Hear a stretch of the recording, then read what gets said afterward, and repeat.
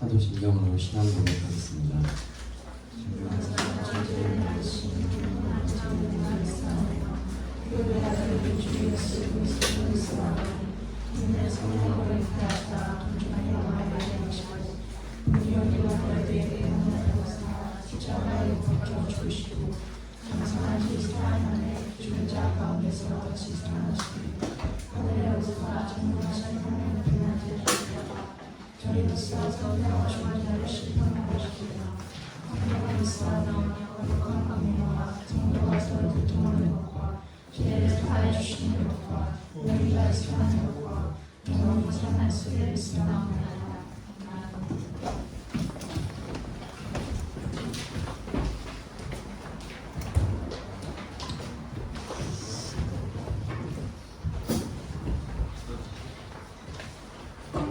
안녕하세요. 이 시간 다 함께 찬양하며 나아가기로 합니다. 이 시간 주는 나의 힘이라고 우리 함께 다 함께 찬양하면서 나갔으면 좋겠습니다. 찬양하겠습니다.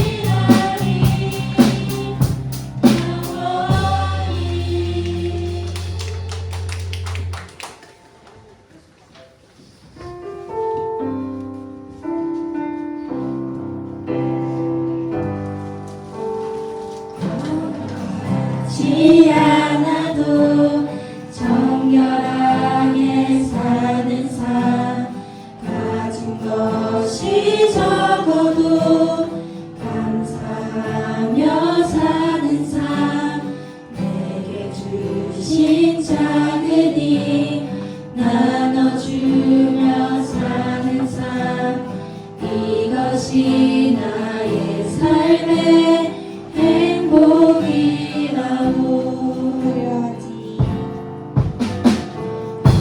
화려하지 않아도 정결하게 사는 삶 가진 것이 적어도 감사하며 사는 삶 내게 주신 작은 힘 나눠주며 사는 삶 이것이 나의 삶의 행복이라고 이것이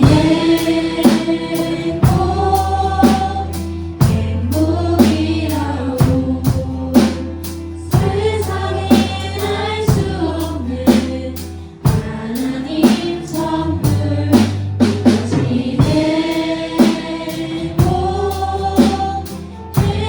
행복이라고 하나님의 자녀로 살아가는 것 이것이 행복이라고 할 일 많지만 기도할 수 있는 것 억울한 일 많은 한 주를 위해 참는 것 짧은 작은 삶 주 뜻대로 사는 것 이것이 나의 삶의 행복이라고 이것이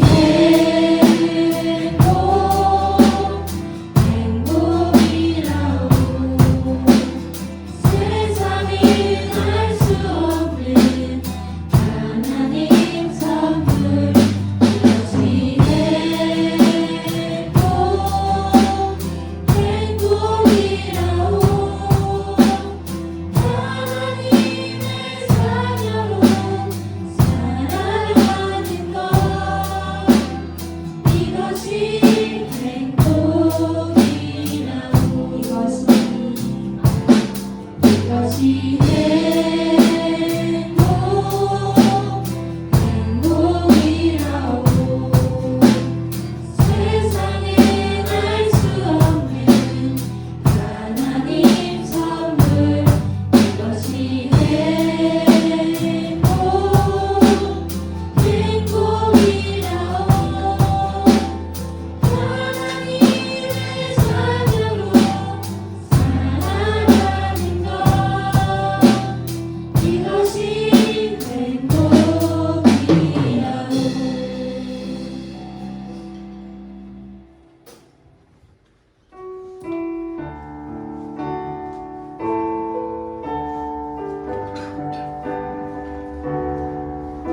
하나님의 부르심에는 후회하심이 없네 내가 이 자리에 선 것도 주의 부르심이라 하나님의 부르심에는 결코 실수가 없네 나를 부르신 하나님의 진실하심을 믿네 작은 나를 부르심은 돈은 알 수 없지만 오직 감사와 순종으로 주의 길을 가리라 때론 내가 연약해져도 주님 날 도우시니 주의 놀라운 그 계획을 나는 믿으며 살리 날 부르신 그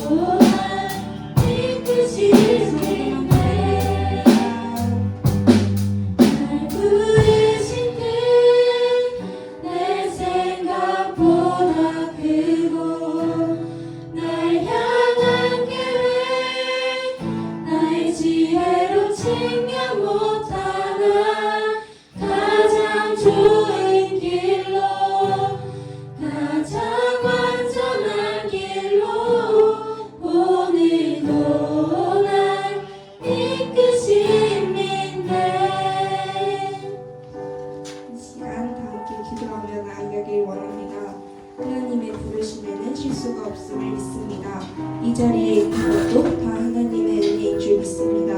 이 시간 다 함께 우리를 이끄시는 주 하나님께 기도드리며 나아갑시다. 기도하겠습니다.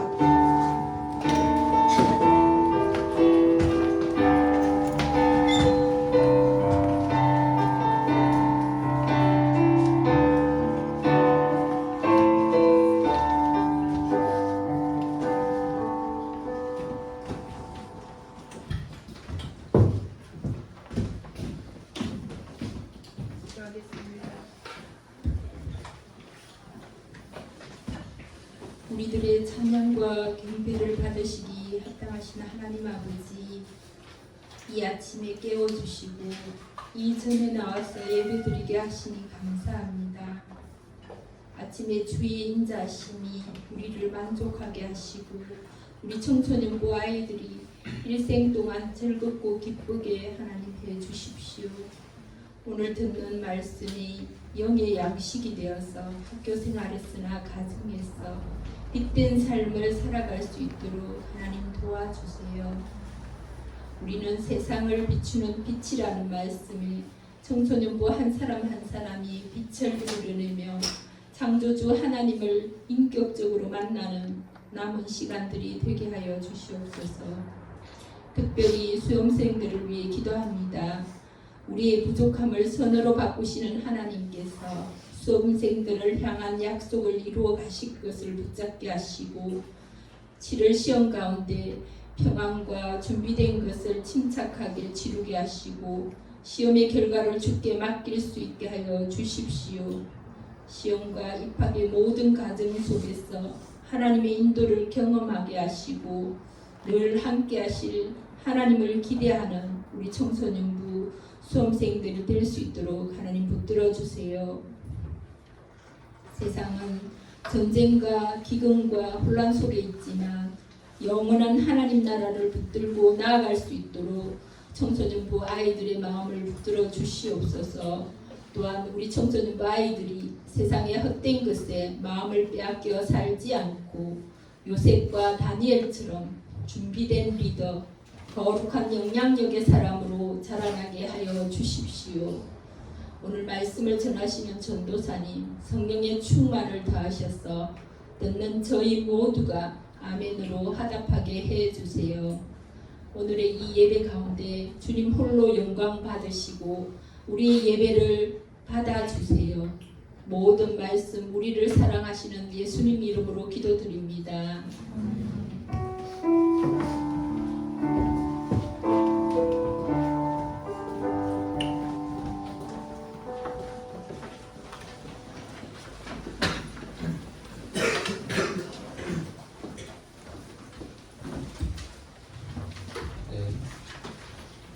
함께 나눌 말씀은 베드로후서 1장 4절에서 11절까지의 말씀입니다.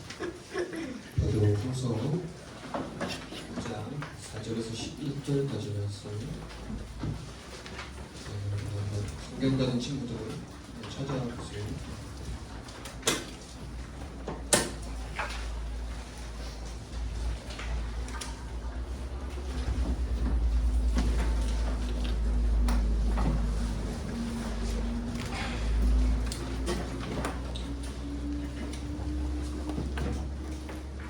베드로후서 1장 4절에서 11절 말씀 제가 먼저 읽고 여러분 한 절 교독하도록 하겠습니다. 이로써 그 보배롭고 지극히 큰 약속을 우리에게 주사 이 약속으로 말미암아 너희가 정욕 때문에 세상에서 썩어질 것을 피하여 신성한 성품에 참여한 자가 되게 하려 하셨느니라.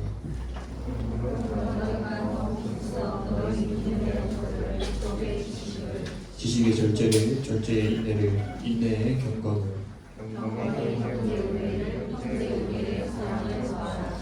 이런 것이 너희에게 있어 흡족한즉 너희로 우리 주 예수 그리스도를 알기에 게으르지 않고 열매 없는 자가 되지 않게 하려니와.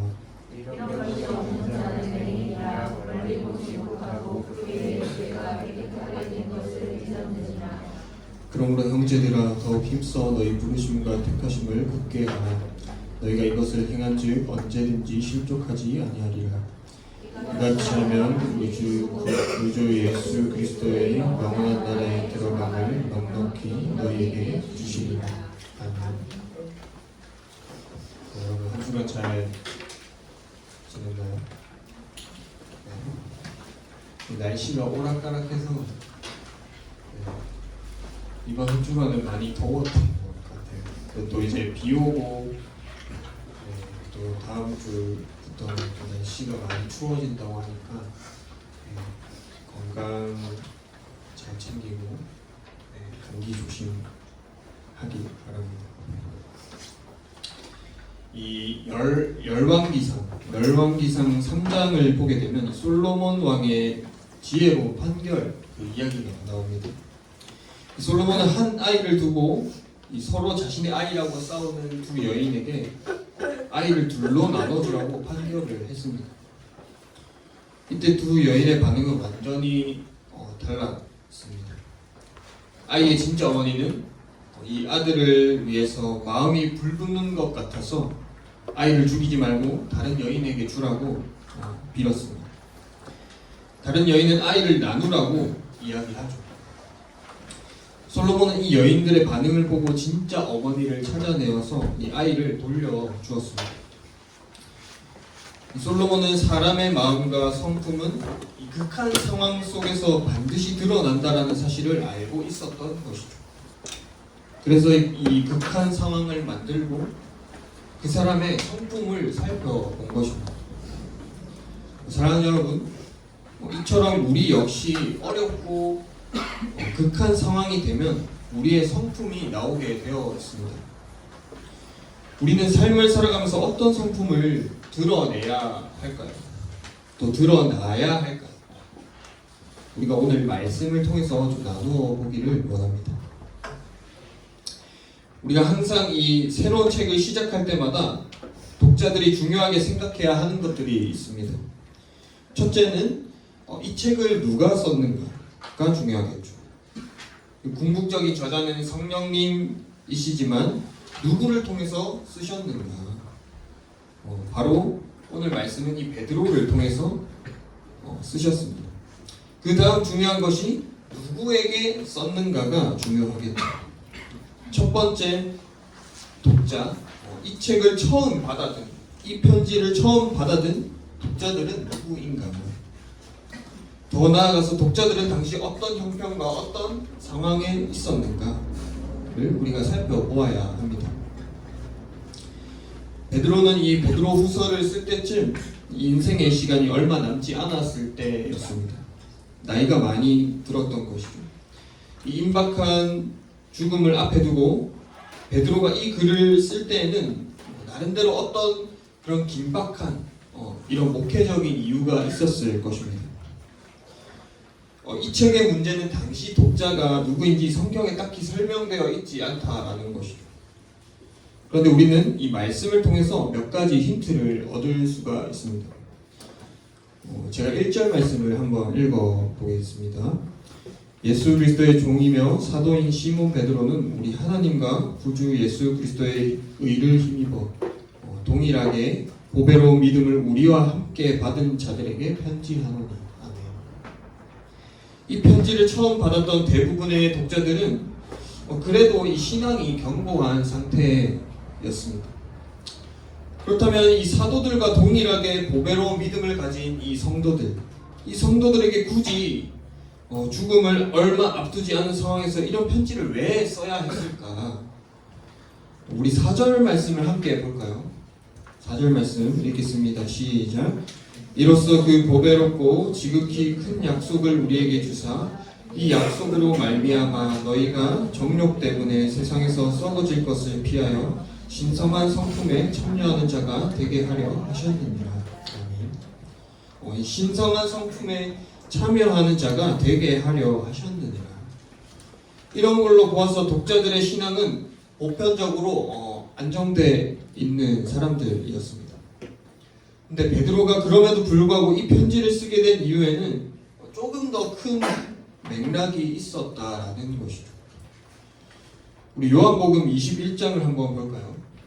요한복음 21장 제가 읽겠습니다. 그들이 조밥 먹은 후에 예수께서 시몬 베드로에게 이르시되 요한의 아들 시몬아 내가 이 사람들보다 나를 더 사랑하느냐 하시니 이르되 주님 그러하나이다. 내가 주님을 사랑하는 줄 주님께서 아시나이다. 이르시되 내 양을 먹이라 하시고 또 두 번째 이르시되 요한의 아들 시몬아 네가 나를 사랑하느냐 하시니 이르되 주님 그러하나이다. 내가 주님을 사랑하는 줄 주님께서 아시나이다.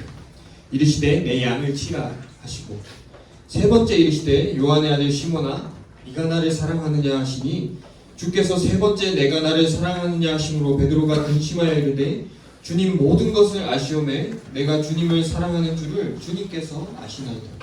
예수께서 이르시되 내 양을 먹이라. 아멘. 예수님은 세 번 부인하는 이 실패를 경험하고 다시 이 바닷가로 돌아온 베드로를 향해서 예수님이 찾아오셨습니다. 주님의 마지막으로 부탁했던 것이 무엇일까요? 내 양을 먹이라, 내 양을 치라. 그러니까 이 남기고 가는 교회의 양떼들을 이 베드로에게 마지막으로 부탁을 하셨단 말입니다.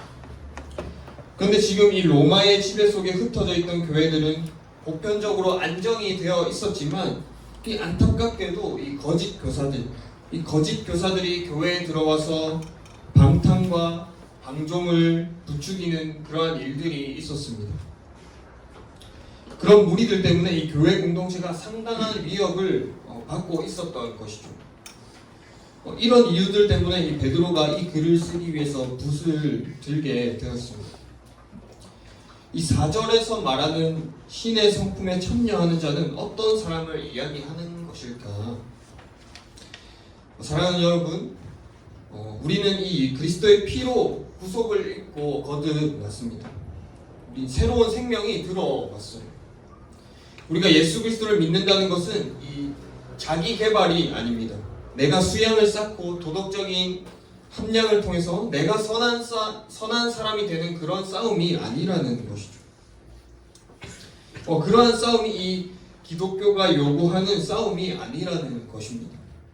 이 인간을 개조시킨다든지 인간을 변화시킨다든지 하는 것이 아닙니다. 분명 변화를 요구하고 성장과 성숙을 말하지만 그것은 이 세상에서 일반적으로 말하는 차원과는 다른 것이라는 것입니다. 우리 안에 이미 죽었던 영혼에 예수 그리스도의 생명이 들어왔습니다. 그래서 이제 내 안에는 누가 살아야 하는 것일까요? 바로 이 그리스도가 살아야 합니다. 그 이야기를 이 4절에서 이렇게 이야기합니다. 신의 성품에 참여하는 자가 되게 하려 하셨느니라. 이 신의 성품에 참여한다고 그러니까 우리가 하나님이 되나? 그런 이야기가 아니라 이 하나님의 본성을 회복한다라는 말입니다. 그럼 왜 그래야 할까? 이 성경을 크게 네 토막으로 나누어서 주제가 흘러갑니다. 첫 번째 창조. 이 창조의 절정은 이 인간을 창조하는 것을 말합니다. 우리를 창조하실 때 어떻게 창조하셨나? 하나님의 형상대로. 하나님의 형상대로 우리를 창조하셨습니다. 그런데 문제는 우리가 그 형상을 잃어버렸다라는 것이죠. 상실했습니다. 그것을 성경에서는 죽었다라고 이렇게 정의합니다. 우리는 죽었습니다. 영적으로 죽은 백성을 하나님께서 살리기 위해서 회복하기 위해서 우리를 구속하십니다. 이 독생자 하나뿐인 아들 이 예수 그리스도를 십자가에 피 흘리게 하심으로 우리를 구속하신다라는 것이죠. 창조, 타락, 구속, 마지막으로 회복입니다. 회복은 이 새로운 창조로 끝이 난다라는 것이죠. 우리를 구속하셨으니까 우리 속에 끊임없이 성장이 이루어져야 하는데 우리는 죽었던 자리에 그대로 머물러 있고 죄악에 물든 이 삶의 기질, 그런 스타일에 더욱더 익숙해져 있습니다. 이 애굽에 오래 살았던 이스라엘 백성들은 애굽의 문명과 철학, 학문에 익숙해져 있었습니다. 그래서 이 광야에서도 우상 숭배를 했던 것이죠. 애굽으로 자꾸 돌아가려고 합니다. 애굽을 그리워합니다. 우리의 모습도 이와 똑같은 거라는 것이죠. 옛사람의 희미한 그림자가 여전히 남아있는 것. 그래서 베드로는 이 신의 성품을 잃어버린 이 하나님의 형상을 회복하는데 초점을 맞추어라. 이것을 성경에서는 열매라고 이야기합니다. 우리 8절 말씀 함께 해볼까요? 8절 말씀 시작. 이런 것이 너희에게 있어 촉촉한즉 너희로 되지 않게 하려. 그러니까 이 신의 성품에 참여하면 어떤 열매를 맺어야 된다라는 것입니다. 근데 그것이 어떤 열매로 제시되어 있는가? 말씀을 보게 되면 5절에서 7절 말씀 제가 읽겠습니다. 그러므로 너희가 더욱 힘써 너희 믿음의 덕을, 덕의 지식을, 지식의 절제를, 절제의 인내를, 인내의 경건을, 경건의 형제 우애를, 형제 우애의 사랑을 더하라. 아멘. 이 너희 믿음의 덕을 이야기하는데 여기서 덕은 무엇일까요? 덕은 이렇게 해석할 수 있습니다. 도덕적인 견고함. 우리의 신앙이 도덕적인 것은 아니지만 도덕을 포함합니다. 그런데 가끔 그리스도인들이 그런 생각을 할 때가 있습니다. 그냥 믿음만 좋으면 되지. 뭘 더 해야 되나? 믿음만 좋으면 되지. 이 예수 그리스도를 믿는 사람이라면, 이 신의 성품에 참여하는 자라면 그 믿음에서 시작해서 도덕적으로도 탁월하고 견고한 모습을 가져야 한다라는 것입니다. 그 다음에 지식을, 이 도덕적인 견고함이 하나님의 말씀이 원하시는 방향으로 항상 조절이 되어야 한다라는 것을 이야기합니다. 우리의 도덕성이 이 성경의 기초가 되어야 한다라는 것이죠. 그것을 여기서는 지식이라고 이야기하고 있습니다. 그 다음에 절제. 이 지금 초대교회 공동체 안에 우리가 가지고 있는 이 육체는 어차피 더러운 것이다. 성도들에게 방탕과 방종을 부추기는 이 영지주의자들이 이 공동체 안에 있었습니다. 그래서 베드로는 이 절제를 이야기하는 것이죠. 그 다음 절제의 인내. 여러분, 우리가 인내라 함은 우리의 의지로 많이 참고 견디는 것만이 인내일까요?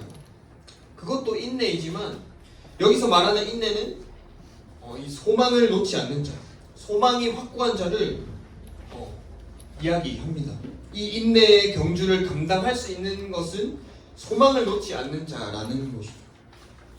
그 다음에 인내의 경건을 이라고 이야기합니다.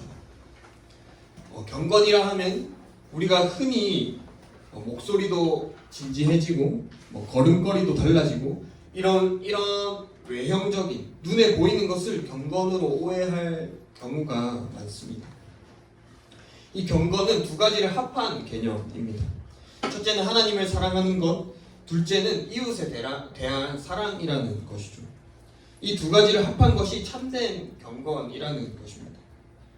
참된 경건, 즉 하나님을 사랑함은 이 이웃 사랑으로 실체가 드러날 수밖에 없다라는 것을 이야기하고 있는 것입니다. 그것이 참된 경건이라는 것이죠. 마지막으로 더 나아가서 내 이웃, 내 육신의 형제, 믿음의 형제를 향한 친절과 헌신, 그리고 사랑은 이 예수님의 마음으로 다른 사람을 아끼고 사랑하는 것을 이야기합니다. 우리가 이 예수님을 믿는 그리스도인이라면 이러한 성품들이 우리 삶에 드러나야 한다라는 것을 이야기하고 있는 것이죠.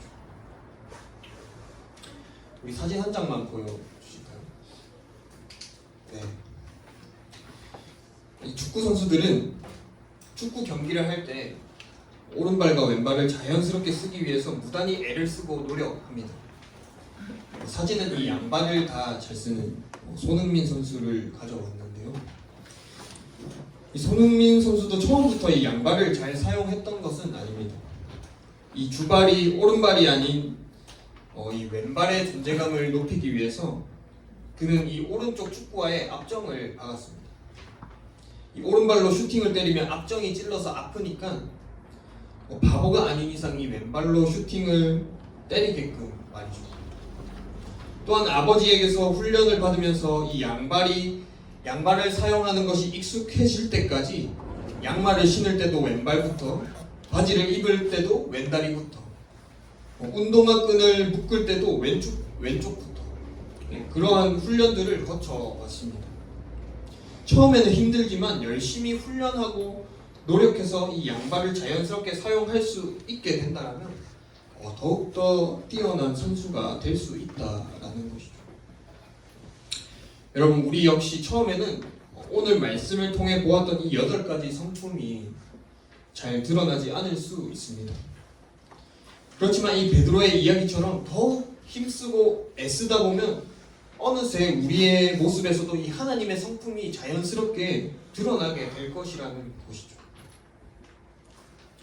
한 가지 예를 더 이야기하자면 아까는 축구를 이야기했지만 야구는 축구와 다르게 어떻게 보면 데이터 싸움이라 할 수 있습니다. 선수들은 이 상대 투수와 타자를 면밀히 분석해서 경기에 임합니다. 경기 중에도 이것은 끊이지 않습니다. 타자들은 자신의 타석이 끝나고 더그아웃에 들어오자마자 자신이 상대했던 투수의 구종이 무엇인지, 다음에는 어떻게 대처할 것인지 생각을 합니다. 이처럼 우리도 하루하루의 삶을 살아가면서 어떠한 삶을 살았는지 되돌아 보아야 한다라는 것이죠. 하나님의 성품에 참여하는 사람으로서 내 삶 속에서 하나님이 드러났는지, 하나님의 성품이 드러났는지를 점검해야 한다라는 것입니다. 사랑하는 여러분, 우리는 이미 이 예수 그리스도를 믿음으로 하나님의 성품에 참여한 자가 되어 있습니다. 이 사실을 잊지 말고 힘쓰고 애쓰면서 하나님의 성품을 드러내고 하나님을 닮아가는 우리 청소년부 한 사람 한 사람 되기를 간절히 바라고 소망합니다. 우리 시간 함께 찬양하고 기도해 보겠습니다. 시간 함께 말씀을 기억하면서 예수 닮기를 함께 찬양합시다.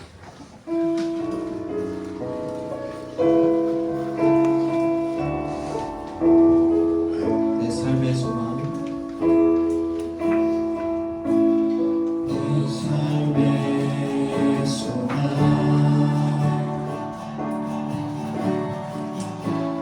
내가 바라는 만큼 예수 닮기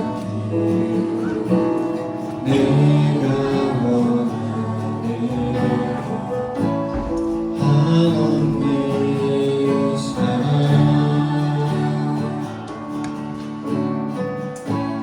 풍성한 그 예수 닮기 내가 원하네.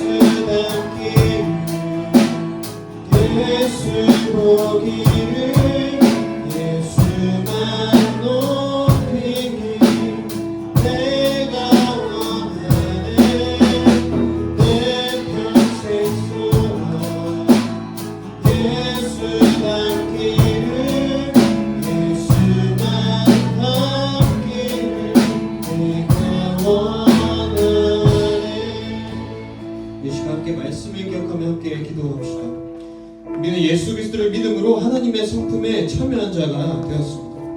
그렇게 우리 삶에 하나님의 성품, 이 열매들이 드러나고 하나님을 닮아가는 삶을 살아가야 합니다. 우리는 어떤 삶을 살아가고 있습니까? 하나님을 닮아가는 삶을 살아갑니까?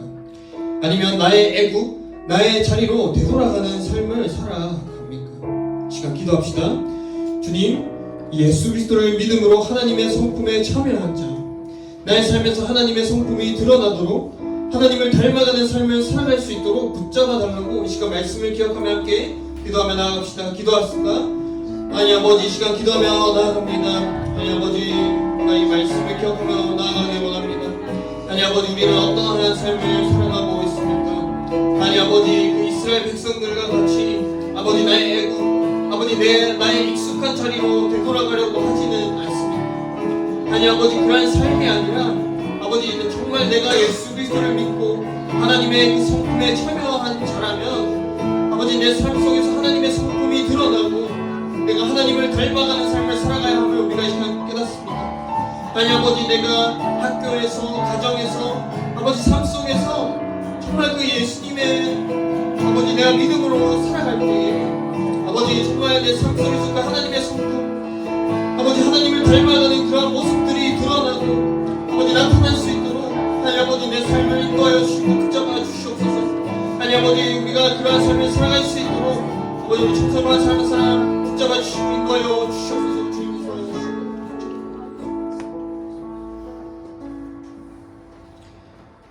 사랑과 은혜가 풍성하신 하나님 아버지 감사합니다. 죽을 수밖에 없는 우리를 위하여서 하나뿐인 아들 독생자 예수 그리스도를 십자가에 피 흘리시면까지 우리를 구원하심에 감사합니다. 하나님 아버지, 우리는 그러한 은혜를 알지만 또 잊어버린 채 살아갈 때가 많습니다. 나의 애국, 나의 익숙한 자리로 되돌아가려는 삶을 살아갑니다. 하나님 아버지, 하지만 오늘 말씀에서 깨닫는 것은 정말 우리가 예수 그리스도를 믿는 아버지 그러한 하나님의 성품에 참여한 자라면 우리의 삶 속에서 하나님의 성품, 하나님을 닮아가는 삶을 살아가야 함을 우리가 이 시간 깨닫습니다. 하나님 아버지, 우리가 학교에서, 가정에서 또 삶 속에 살아가면서 정말 하나님의 성품이 나의 삶 속에서 드러나고 내가 하나님을 닮아가는 그러한 청소년과 한 사람 한 사람 될 수 있도록 하나님 함께하여 주시옵소서. 이 모든 것 살아계신 예수 그리스도의 이름으로 기도합니다. 아멘.